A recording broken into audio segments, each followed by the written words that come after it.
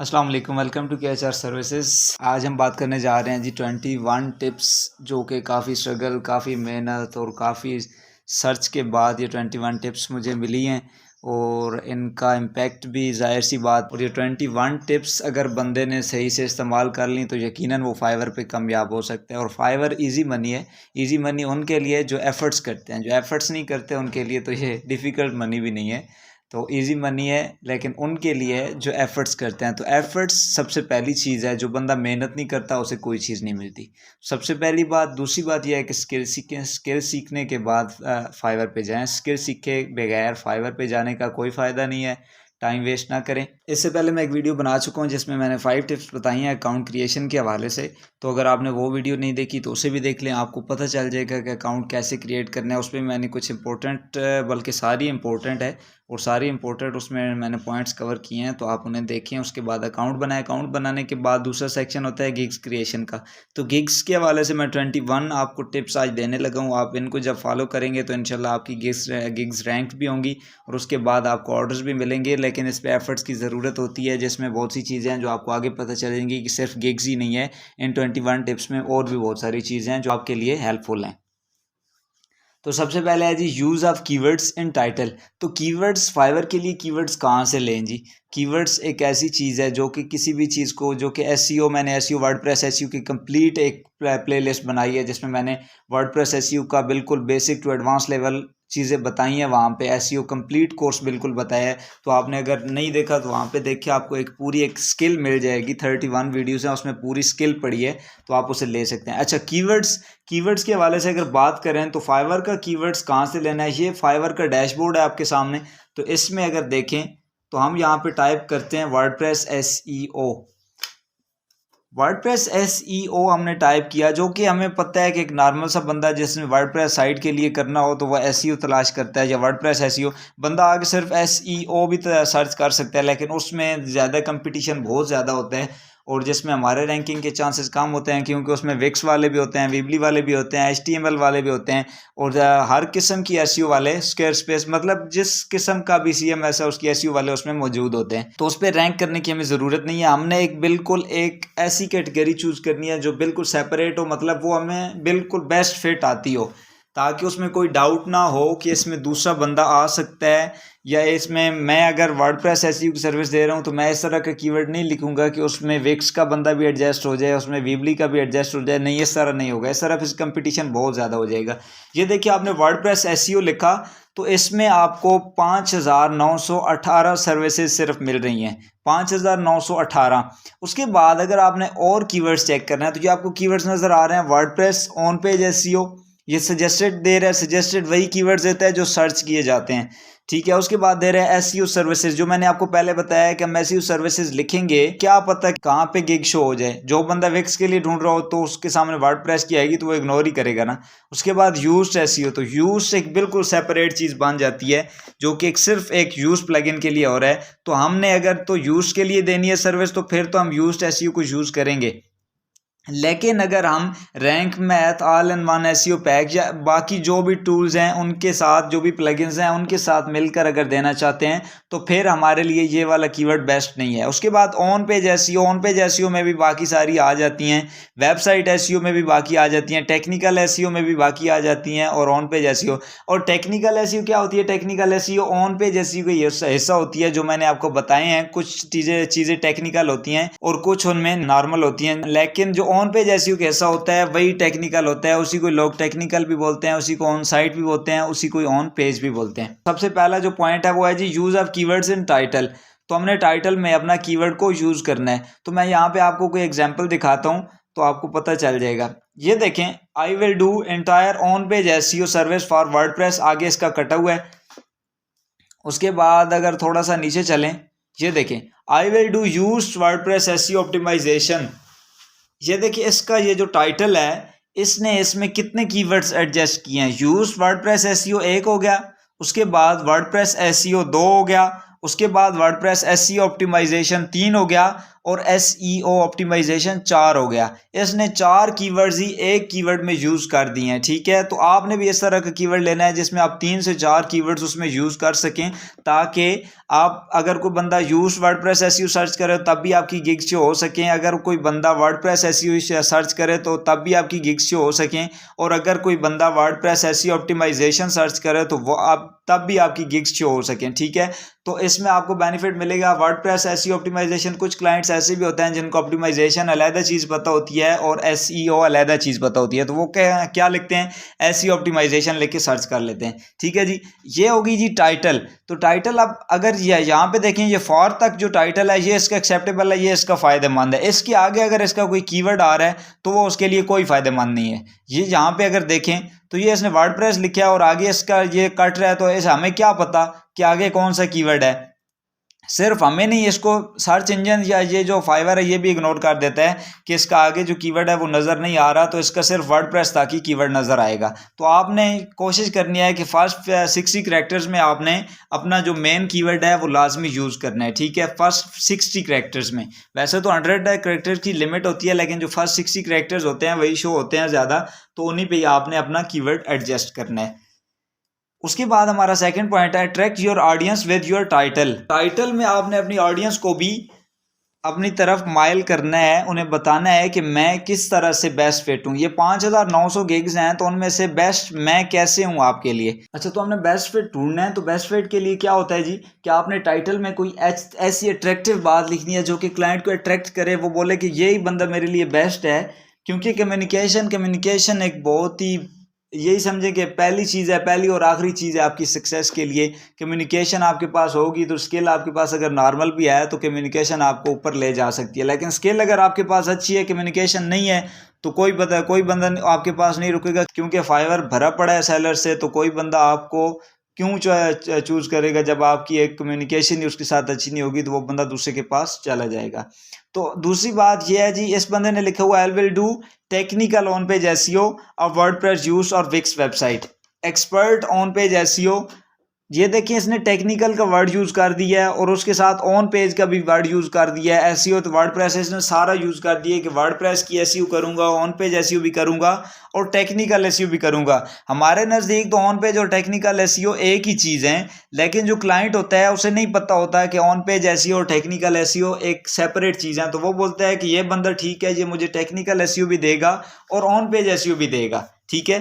तो बंदा इसी को चूज़ करेगा इनकी बजाय। तो इसने लिखा हुआ I will do expert on page SEO. तो ये एक सेंटेंस ही नहीं मैच हो रहा कि इस बंदे ने सेंटेंस कैसे लिखा है। ये कैसे लिख सकते हैं आई will do expert on page SEO, तो ये तो एक सेंटेंस ही ग्रामरली करेक्ट नहीं है। तो जो क्लाइंट्स होते हैं वो देखते हैं कि ये सेंटेंस ग्रामरली करेक्ट नहीं होता। यहाँ ये बात अलग है कि बंदा लेवल 2 सेलर है, तो लेवल 2 सेलर लेवल 2 अचीव करना कोई बड़ी मुश्किल बात है, लेकिन ये है कि बंदे की किस्मत की वजह से सक्सेस मिल जाती है। वैसे इसने ये सेंटेंस गलत लिखा हुआ है, इसने सिर्फ एसईओ पे फोकस किया है, क्लाइंट पे फोकस नहीं किया कि क्लाइंट क्या कहेगा। इसने टोटली एसईओ इस पे की है और एसईओ के हिसाब से इसने अपना टाइटल लिख दिया है। उसके बाद हमारा थर्ड पॉइंट है place a video describing your services. तो डिस्क्राइबिंग योर सर्विसेज वीडियो आपने बनानी है जो कि आपकी सर्विसेज को डिस्क्राइब कर रही हो। तो ये देखिए, इसने वीडियो लगाई हुई है, तो ये वीडियो पूरी आप जब इसे इधर से स्टार्ट करेंगे तो ये पूरी वीडियो आपको बताएगा कि मैं क्या हूँ, मैंने क्या करना है और मैं क्या क्या सर्विसेज दे रही हूँ या दे रहा हूँ। तो इस हवाले से वीडियो जो आप बनाएंगे वो यहाँ पे सामने आ जाएगी, ठीक है। तो आप एक वीडियो बनाएं जो कि 50 सेकंड्स तक हो, मतलब 30 या 50 इतने तक हो, इतने सेकंड्स तक हो तो बेस्ट है। उसमें आप ज़्यादा लंबी चौड़ी बात ना करें, बस अपनी सर्विसेज के बारे में बताएं। जो आपने डिस्क्रिप्शन लिखनी होती है वही आप डिस्क्रिप्शन उसमें वीडियो में भी बता दें। उसमें ज़रा एक होता है क्लाइंट यहाँ पे बैठा है, वो उसे डिस्क्रिप्शन पढ़ने का टाइम नहीं है, तो वो इधर जल्दी से क्लिक करेगा और वीडियो आपकी देखना स्टार्ट कर देगा। तो जो फाइवर खुद भी कहता है कि आपकी जो रैंकिंग है गिग्स की वो 400% तक बढ़ जाती है जब कोई वीडियो आपकी गिग्स पे लगी होती है। तो ये इसका अपना मानना है, तो हमें इस बात पे फोकस करना चाहिए। अगर हमने वीडियो बनानी है तो वीडियो बनाने के लिए वीडियो एफएक्स मेकर है, आप वहाँ पे जाके बना सकते हैं। कैनवा पे जाके बना लें, ठीक है। और भी बहुत सारे टूल्स हैं, जो आपको अच्छा लगे वो यूज़ कर दें। उसके बाद attractive image, recommended size 1280 by 769, don't use logos on your thumbnail specially Fiverr's logo. ये फाइवर का अपना कहना है कि मेरा लोगो जो है वो थंबनेल पे यूज ना किया जाए, ठीक है। तो हमें इसको अवॉइड करना चाहिए कि फाइवर लोगो नहीं होना चाहिए। ये भी लोगोस लगे हुए हैं लेकिन इनकी कोई बात नहीं, ये फाइवर को लोगो लगा हुआ है तो ये रिकमेंडेड नहीं है कि हम लगाएं। आपने अट्रैक्टिव थंबनेल देखना है तो थंबनेल आपको अट्रैक्टिव आप देखें जो, तो यहाँ पे आपको कौन सा लग रहा है। तो अट्रैक्टिव वो नहीं होता कि जिसमें डिज़ाइनिंग बनी हो, बल्कि अट्रैक्टिव वो होता है जो कि एक प्रोफेशनल लग रहा हो, मतलब जिसपे कोई फालतू चीज़ ना लगी हो। 80% तक आपका जो थंबनेल है वो कंप्लीट होना चाहिए, 20% तक उसकी जगह खाली होनी चाहिए, तो वो आपका अट्रैक्टिव होता है। ये देखिए इस बंदे का एडवांस एसईओ सर्विसेज, इसका थंबनेल अच्छा है। उसके बाद अगर इसका देखें, उसके बाद अगर इस बंदे का देखें तो वर्डप्रेस एसईओ बाय यूज, तो बंदा जब दूर से आता है तो उसे एक अट्रैक्टिव लगता है कि ये बंदा क्या दे रहा है। तो बंदा जब जैसे ही ओपन आएगा इस पेज पे तो उसे नजर आ जाएगा कि ये थंबनेल अच्छा है, ये पढ़ेगा इसको तो इसे पता चल जाएगा कि ये क्या दे रहा है। अब ये देखें तो ये कुछ खास अट्रैक्टिव नहीं लग रहा। उसके बाद अगर इसको भी देखें तो ये भी कुछ खास अट्रैक्टिव नहीं लग रहा। तो जो न्यू सेलर्स होते हैं उनके लिए ये चीज़ें बहुत अहम होती हैं, उनको ये चीज़ें बहुत ही पहले कंसिडर करनी पड़ती हैं। अगर हम देखेंगे लेवल 2 सेलर्स है तो इसने ये लगाई हुई है तो ये लेवल 2 बन गया, नहीं, ये हम बात नहीं कर सकते। हम ये तो नहीं कह सकते ना कि जब ये न्यू सेलर था तो तभी इसने ऐसी इमेजेस लगाई हैं, नहीं, हम इस तरह नहीं कह सकते, क्योंकि ये लेवल 2 सेलर है, इसकी अपनी वर्थ है, ये कुछ भी करे। इसका ये जो लगा हुआ है, ये देखिए ना, लेवल 2 लगा हुआ, उसके बाद इसके रिव्यूज़ हैं, 5 स्टार रिव्यूज़ हैं, ये क्लाइंट्स के बारे में बता रहा है, हाई वर्थ इसके क्लाइंट्स आ रहे हैं। उसके बाद इसकी प्राइसेस वगैरह और इसके अगर बाकी गिग्स पे जाके रिव्यूज़ देखें तो वो भी बहुत आला होंगे, तो हम इनके साथ कम्पीट नहीं कर सकते। तो हमने वही चीज़ देखनी है कि जो एज अ न्यू सेलर हमें सक्सेस दे सकती है।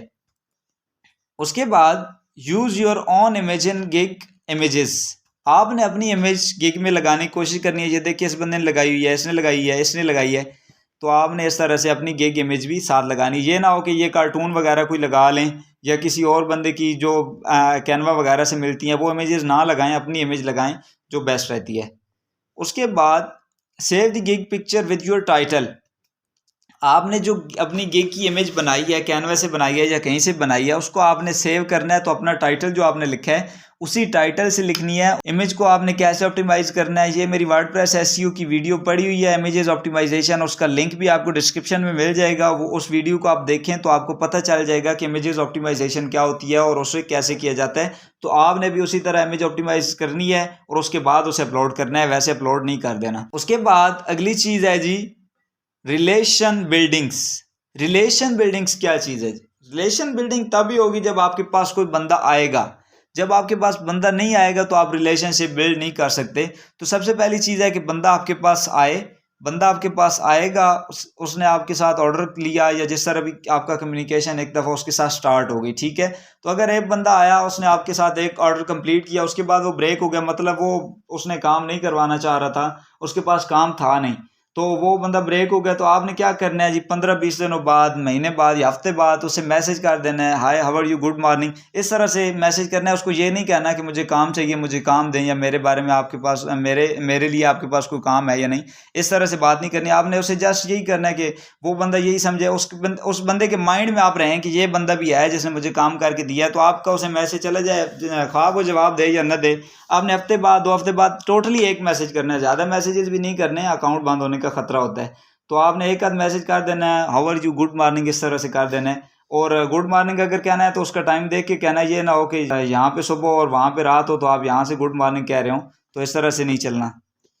इसे रिलेशन बिल्डिंग्स कहते हैं। उसके बाद अगले है use keywords in the first paragraph of your gig description.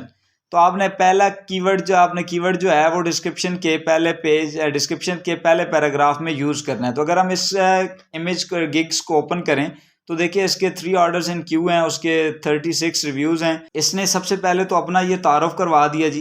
इस बंदे का तारुफ ही बहुत ही आला है, क्योंकि बंदा जब एक क्लाइंट आएगा तो वो देखेगा कि इस बंदे का तारुफ देखें जी, ये तो रैंक है, लेवल 2 सेलर है, इसकी वजह से ये रैंक है, ठीक है। उसके बाद ये देखिए इसने यूज़ किया है जी on page SEO is a pillar and your rankings, WordPress use on page SEO.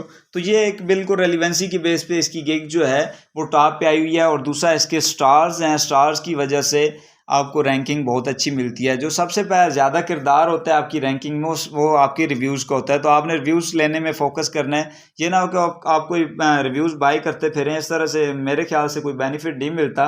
वो बेनिफिट तब मिलता है कि आप 10-12 रिव्यूज़ इकट्ठे लें और कहीं पाकिस्तान से ना लें बल्कि दूसरी कंट्री से लें, ताकि क्लाइंट आए तो वो देखे कि उसे सेटिस्फेक्शन हो कि बंदा ये वाकई एक्सपर्ट है। तो बाहर वाली कंट्री से ऐसे रिव्यूज़ आ रहे हैं। Use your focus keyword in your description 3 to 4 times. 3 to 4 times आपने अपना जो फोकस कीवर्ड है उसको यूज़ करना है। तो इसका फोकस कीवर्ड इसने रखा हुआ है ऑन पेज एसईओ, ये एक दफ़ा हो गया, ये ऑन पेज 2 और ये ऑन पेज ऑप्टिमाइजेशन 3। इधर देखें, ये भी ऑन पेज ऑप्टिमाइजेशन आ रहा है। ये इसने 4 दफ़ा इसने ये वाला कीवर्ड यूज़ किया है। तो इधर से फाइवर हमें रिस्ट्रिक्ट करता है कि 3 से 4 दफ़ा आप यूज़ कर सकते हैं। ज़्यादातर तो हम 3 दफ़ा यूज़ कर सकते हैं। 3 दफ़ा से ज़्यादा करेंगे तो वो आपको बोलेगा कि इसे रिमूव करें, तब मैं आपकी डिस्क्रिप्शन को आगे प्रोसीड करूँगा, वरना नहीं करूँगा। तो आपने 3 दफ़ा उसको यूज़ करना है, लेकिन वाइजली यूज़ करना है। एक आपने पहले एक पैराग्राफ में यूज़ करना है, एक मिड में यूज़ करना है और एक एंड पे यूज़ करना है। लेकिन पूरा जो आपका कंटेंट हो वो बिल्कुल रेलिवेंसी के बेस पे हो। ये ना हो कि आपने ज़बरदस्ती कीवर्ड वहाँ पे नहीं घुसाना। आपने जहाँ पे कीवर्ड एडजस्ट हो रहा हो वहाँ पे एडजस्ट करना है। आपने ज़बरदस्ती वहाँ पे कीवर्ड नहीं घुसाना। दूसरी बात, आपने किसी की गिग की डिस्क्रिप्शन वगैरह कॉपी नहीं करनी, कॉपी करके यहाँ पे पेस्ट नहीं करना। अगली चीज़ आ गई जी, delivery time for basic package should be 1 day. आपका जो डिलीवरी टाइम है बेसिक पैकेज का वो 1 डे होना चाहिए। तो ये देखिए, इसने बेसिक पैकेज जो है वो $10 रखा है और इसने 1 डे डिलीवरी रखी है। व्हाट्स इंक्लूडेड, इसने ये इंक्लूडेड रखा है जी 2 pages optimisation, title optimisation, meta वगैरह। इसने जो चीज़ें छोड़ी हैं वो भी ऐड कर सकते हैं और इस पैकेज को $5 में ले जा सकते हैं, क्योंकि ये लेवल 2 है। तो लेवल 2 की वर्थ की वजह से इसने इतना ये महंगा सेटअप रखा हुआ है। वरना ऐसे सेलर्स भी हैं जो कि $5 में 5 पेजेस दे रहे हैं और ये सारी चीज़ें साथ दे रहे हैं। तो आप इस तरह करें कि आप 2 पेजेस दे रहे हैं, 3 दे रहे हैं, उसके बाद आप इसकी प्राइस $5 रखते हैं और डे आप एक ही रखें। उसके बाद स्टैंडर्ड्स पैकेज इसने देखें तो स्टैंडर्ड इसने 3 डेज़ का रखा हुआ है। आप इसको 2 डेज़ करें, इस पे प्राइस भी आप कम कर दें, ठीक है। आपने स्टार्ट लेना है, ये बंदा तो काफ़ी आगे निकल गया, आपने स्टार्ट लेना है तो आप इसका मुकाबला नहीं करेंगे। उसके बाद अगली चीज़ है यूज़ FAQs। आपने FAQs यूज़ करने हैं, जो कि इसने पता नहीं यूज़ किए हैं या नहीं। ये देखें, इसने यूज़ किया। आपने डिस्क्रिप्शन में सिर्फ मेन पॉइंट लिखना है सर्विसेज के हवाले से कि आप क्या करेंगे जी, आपके पास एक्सपीरियंस कितना है, ठीक है। आपने क्लाइंट को मुतवज्जे करना है। उसके बाद उसमें एसईओ करनी है, जो कि मेन हमारा फोकस होता है, ताकि हमारी गिग्स रैंक हो जाएं। उसके बाद जो ज़्यादा क्वेश्चंस होते हैं, मतलब जो कि क्लाइंट्स के जहन में होते हैं, वो आपने डिस्क्रिप्शन में ऐड नहीं करने, बल्कि आपने सिर्फ एक छोटा सा जुमला वहाँ पर ऐड कर दें रहनुमाई के लिए कि अगर आपको कुछ सवाल हैं आपके जहन में तो आप थोड़ा सा नीचे स्क्रॉल करें तो FAQs वाले सेक्शन में जाएं, वहाँ पे आपको अपने सवालों का जवाब मिल जाएगा। तो कुछ न्यू क्लाइंट्स भी आते हैं जिनको पता नहीं होता है कि इसमें FAQs भी होते हैं, तो उन बंदों को बताना पड़ता है। तो आप वहाँ पे लिख देंगे तो वो बंदा नीचे आ जाएगा। आप इधर यहाँ पे 10 सवाल लिखें, 5 लिखें, जो भी आप लिखें, तो उसको सवालों का जवाब मिल जाएगा। अब देखिए, ये बहुत ही इंपॉर्टेंट सवाल है, how much time it would take to see the improvements. Ranking depends on different many factors. Normally it takes on an average of 4 to 6 months. 4 to 6 month एक बिल्कुल नॉर्मली चीज़ है। और यहाँ पे अगर थोड़ा सा नीचे जाएं तो फाइवर ने भी ये चीज़ मेंशन की होती है कि इस बंदे की कोई गारंटी नहीं है कि जो एसईओ कर रहा है ये अच्छे रिजल्ट शो करेगी या नहीं। तो ये देखें, अगर कोई बंदा अपनी डिस्क्रिप्शन में लिख देता है कि मैं गारंटी देता हूँ कि सर्विसेज मेरी अच्छी हैं तो आपको रिजल्ट्स मिलेंगे, या मैं गारंटी देता हूँ कि फलां किसी चीज़ की गारंटी देता है एसईओ में, तो उसकी गिग जो है रिमूव हो जाती है। मेरी रिमूव हो गई थी, तो उसमें काफ़ी सारे रिव्यूज़ भी थे, तो रिमूव हो गई। तो काफ़ी टेंशन बनी कि यार इसने क्या कर दिया है। मतलब आपने फ्री वाला कीवर्ड भी यूज़ नहीं करना अपनी डिस्क्रिप्शन में। उसके बाद ये वाली चीज़ भी आपने यूज़ नहीं करनी कि मेरी गारंटी है कि मैं रैंक कर दूँगा। आपने ये वाली चीज़ें FAQs में लिखनी है तो आपकी चीज़ क्लियर हो जाएगी। उसके बाद आपने सिर्फ ये नहीं लिखना कि मेरी गारंटी कोई नहीं है, आपने उसको एक्सप्लेन करना है कि मेरी गारंटी क्यों नहीं है। आप उसे बताएं, ये बंदे ने इसने एक्सप्लेन किया है, आप इसकी गिग्स जाके देख सकते हैं। Wisely choose your related tags. आपने जो टैग्स यूज़ करने होते हैं, ये 5 टैग्स होते हैं जो कि हर सेलर्स ने हर गिग में यूज़ किए होते हैं। इनका रैंकिंग में बहुत बड़ा किरदार होता है 5 टैग्स का। तो इसने किए हैं technical SEO, Wix SEO, on page SEO, WordPress SEO, used SEO. तो इसने ये 5 टैग्स इस्तेमाल किए हैं। तो आपने ये नहीं करना कि आपने देखना है कि ये लेवल 2 है तो मैं इसके 5 के 5 कॉपी कर लूँ और अपनी गिग्स में जाके पेश कर लूँ। इस तरह से कुछ नहीं होता। आपने यहाँ से कुछ सेलर्स रैंडम से उठाने हैं, मतलब न्यू सेलर उठाना है, लेवल 1, लेवल 2, टॉप रेटेड, जो भी आपको लगे वो आपने उठाने हैं। उसके बाद ये आपके पास सजेस्टेड आ रहे हैं तो ये भी कीवर्ड्स बहुत ही इंपॉर्टेंट होते हैं, आपने इनको यूज़ करना है। SEO service, use SEO, on page SEO, ये आपने टैग्स में 5 टैग्स आपने यूज़ करने होते हैं, तो इनमें भी यूज़ करें। और जहाँ पे कुछ सेलर्स उठाएं और उनमें देखें कि जो कीवर्ड्स ज़्यादा सेलर्स यूज़ कर रहे हैं उनको भी साथ मेंशन कर लें। उसके बाद सेंड बायर रिक्वेस्ट रेगुलरली। तो बायर रिक्वेस्ट एक बहुत ही अहम चीज़ होती है। एक न्यू सेलर की सक्सेस के लिए जो बायर रिक्वेस्ट होती है वो बहुत ही अहम किरदार अदा करती है। तो बायर रिक्वेस्ट के हवाले से मैं एक कंप्लीट वीडियो बनाऊंगा कि आपने प्रपोजल कैसे सेंड करना है, बायर रिक्वेस्ट पे कैसे अप्लाई करना है। आप अपवर्क पे जाएं या किसी और जगह पे जाएं तो आपने ये बायर रिक्वेस्ट, उनको प्रपोजल बोलते हैं, यहाँ पे बायर रिक्वेस्ट बोलते हैं, तो प्रपोजल आपने सेंड करने के लिए पे करना पड़ता है। पहले वो स्टार्टिंग में 20 देते हैं, कनेक्ट्स देते हैं, तो वो ख़त्म हो जाते हैं बहुत जल्दी, तो आपने उनको पे करके फिर लेना पड़ता है। तो यहाँ पे आपको 10 बायर रिक्वेस्ट डेली आपको फ्री मिलती हैं। तो आप देखें कि आपने 10 दिनों में अगर 100 बायर रिक्वेस्ट सेंड की तो 100 में से 1-2 क्लाइंट्स आपके पास ज़रूर आ जाएंगे इंशाल्लाह, अगर आपने बायर रिक्वेस्ट सेंड करने का आपको तरीका पता हो, आपने उनको कन्विंस किया हो, आपके पास कम्युनिकेशन स्किल हो। तो इस हवाले से मैं वीडियो बनाऊंगा कि आपने बायर रिक्वेस्ट कैसे सेंड करनी है। उसके बाद wisely choose your gigs category. तो कुछ लोग तो आते हैं जहाँ पे कीवर्ड्स के बिना पे सर्च कर लेते हैं जी, वर्डप्रेस एसईओ मैंने लिखा तो सर्च कर लिया कि कौन कौन से सेलर्स आ रहे हैं। कुछ लोग होते हैं जो कि कैटेगरी की बेस पे सर्च करते हैं। ये आपको कैटेगरीज नज़र आ रही हैं, ये डिजिटल मार्केटिंग आ रहा है, इसमें अगर जाएं तो ये सर्च इंजन ऑप्टिमाइजेशन आ रहा है, उसमें आगे जाएंगे तो और आएगी, तो आगे जाएंगे और जाएगी। तो आपने कैटेगरी बहुत ही वाइजली चूज़ करनी है। जैसे कि मैं आपको एक बताऊं, बहुत ही वीडियोस लंबी हो जा रही है, तो ये अगर देखें इस बंदे ने कैटेगरी कौन सी चूज़ की है, तो इस बंदे ने कैटेगरी चूज़ की है जी search engine optimization on page SEO. तो जो बंदा आएगा वो यहाँ पे आएगा जी, उसने आके यहाँ पे डिजिटल मार्केटिंग पे आया, सर्च इंजन ऑप्टिमाइजेशन पे उसने क्लिक किया, यहाँ पे आया तो ये इसको और सब कैटेगरीज नज़र आ रही हैं। तो आपने जो कैटेगरी चूज़ की वो यहाँ पे अगर आए ऑन पेज एसईओ पे वो क्लिक करे, तो ये ऑन पेज एसईओ देखिए 5009 में से 5900 में से 383 सर्विसेज टोटल आ रही हैं जो कि सामने आ रही हैं। तो ये देख सकते हैं आपके 383 सर्विसेज, जो कि कोई बड़ी चीज़ नहीं है, 383 सर्विसेज उसके सामने आएंगी। तो इस तरह से भी आपके चांसेस बहुत ज़्यादा होते हैं रैंक करने में और क्लाइंट के सामने आने में। उसके बाद स्टे ऑनलाइन। आप ऑनलाइन रहें, चाहे आप पास ना हो, चाहे आप यूज़ ना कर रहे हो, लेकिन आपका नेट ऑन होना चाहिए। 5-10 मिनट बाद आप उसे रिफ़्रेश कर दें। और लोग कहते हैं कि रिफ़्रेशर लगाएं, तो ऑटो रिफ़्रेशर मैं रिकमेंड नहीं करूंगा, उससे आपकी रैंकिंग डाउन हो जाती है, क्योंकि फाइवर का एल्गोरिदम बहुत ही फास्ट है। लोग तो कहते हैं ना, कुछ कहते हैं कि लगाने से अकाउंट ब्लॉक हो जाता है वगैरह वगैरह, तो इस तरह कुछ नहीं होता, अकाउंट वगैरह ब्लॉक नहीं होता, आपकी रैंकिंग वो डाउन कर देते हैं। उन्हें पता चल जाता है कि ये बंदा सॉफ्टवेयर यूज़ कर रहा है, ये बंदा ऐड ऑन यूज़ कर रहा है, तो इस वजह से ये रिफ़्रेश हो रहा है बार बार। तो आपने रिफ़्रेशर यूज़ नहीं करना। आप अगर 10 मिनट बाद करें, 15 मिनट बाद करें, कोई मसले वाली बात नहीं है, ठीक है, लेकिन आप रिफ़्रेशर यूज़ ना करें, ये मेरी तरफ से रिकमेंडेड नहीं है। ऑनलाइन रहने का क्या फ़ायदा, दूसरा फ़ायदा क्या होता है ऑनलाइन रहने का, जो बंदा आता है उसने सर्च की चीज़, ठीक है, 5009 में से 5900 उसके पास गिग्स आई, उसके बाद वो सब कैटेगरी में गया ऑन पेज एसईओ। उसके बाद वो चाहता है कि मैंने अभी से ही बात करनी है, जो बंदा ऑनलाइन है उससे मैं मैसेज करूं ताकि उससे मेरी कन्वर्सेशन हो, और जो बात उसने पूछनी है वो मुझसे पूछे, और आगे से मेरे पास इतना टाइम नहीं है कि मैं वेट करूं किसी के जवाब का। तो बंदा यहाँ पे आके क्लिक करता है जी ऑनलाइन सर्विसेज, ऑनलाइन सेलर्स पे उसने क्लिक किया, तो ये देखें कि आपके पास टोटल 66 सर्विसेज रह गई हैं। 5900 में से 66 सर्विसेज रह गई हैं। तो 66 सर्विसेज में से 48 सर्विसेज तो पहले पेज पे आती हैं। तो 48 सर्विसेज पहले पेज पे आ रही हैं, तो आपको भी इस पे एफर्ट्स करनी चाहिए, आप भी पहले पेज पे आ सकते हैं, और क्लाइंट की नज़र में आ गए आप तो इंशाल्लाह आपको ऑर्डर्स भी ज़रूर मिलेंगे।